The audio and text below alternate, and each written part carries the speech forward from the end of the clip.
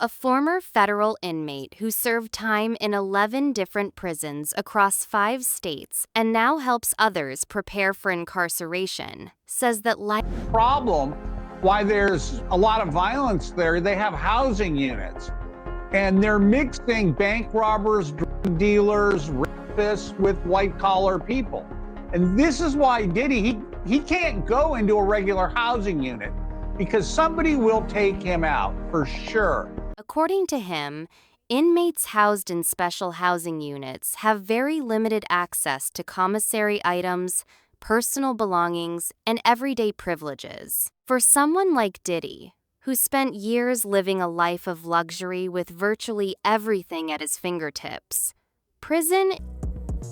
The former music mogul is currently serving his sentence at a federal correctional facility in New Jersey, a low-security prison that houses thousands of inmates. After being transferred from Brooklyn in late 2025, Diddy's daily life looks drastically different.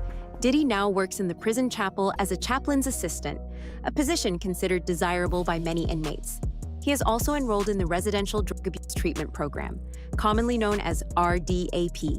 As part of his sentence, Diddy was also ordered to participate in both mental health and substance abuse treatment programs. Still, his time at Fort Dix has not been entirely free of controversy. According to a report from CBS News, Diddy was disciplined over an unauthorized phone call.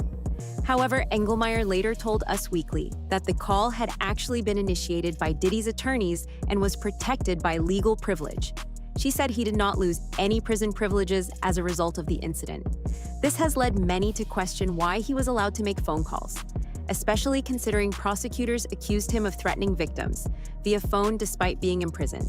The defendant's own words make clear that his intent is to improperly influence the jury pool in this criminal proceeding. During other calls, the defendant makes clear his intention to anonymously publish information that he thinks will help his defense in this case. And then there's a portion that is redacted, but it also continues.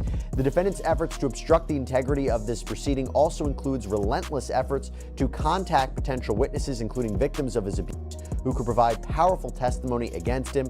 For example, on October 4th, 2024, in a call involving the defendant and one of his adult sons, the defendant says, and then again, it's redacted, and then they write, provides the clear inference that the defendant's goal is to blackmail victims and witnesses either into silence or providing testimony helpful to his defense. So Bradford, in other words, they're saying, A, they have him on tape saying, I want you to put forward this social media content to help my defense, and B, communications about him trying to reach out to people in the case and maybe using his family? Now, what do you think about that?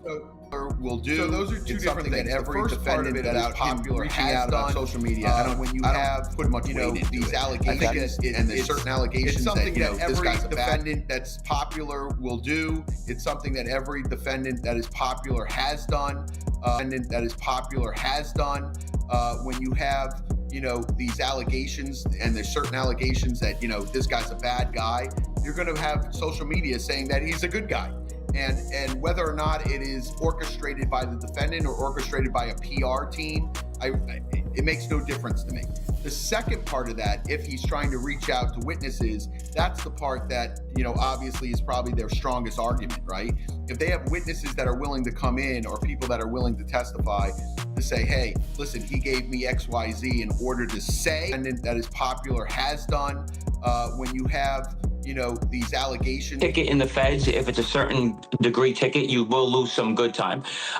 We call it good time. In New York State and federal prison is two different. You could actually lose your good time in New York State or any state prison and get your good time back. The feds, once you lose it, you can't get it back. So if he does lose 20 days, 40 days for this, he cannot get it back, or whatever they recommend for him to lose, because they will recommend days to be lost on this kind of ticket. Unlike the detention center where he was previously housed, Fort Dix is a minimum security federal prison with a very different environment. Facilities like Fort Dix typically place inmates in dormitory-style housing rather than traditional locked cells. Residents generally have access to amenities such as libraries, email services, recreation areas, educational programs, and prison work assignments. According to reports, Diddy shares a dormitory with several other inmates. Minimum security institutions are usually designed for lower-risk offenders and place a strong emphasis on work, education, rehabilitation, and maintaining structured daily routines. Many of these facilities have limited perimeter security compared to higher security prisons. Former prison officials familiar with Fort Dix have described the institution as operating almost like a small, self-contained community.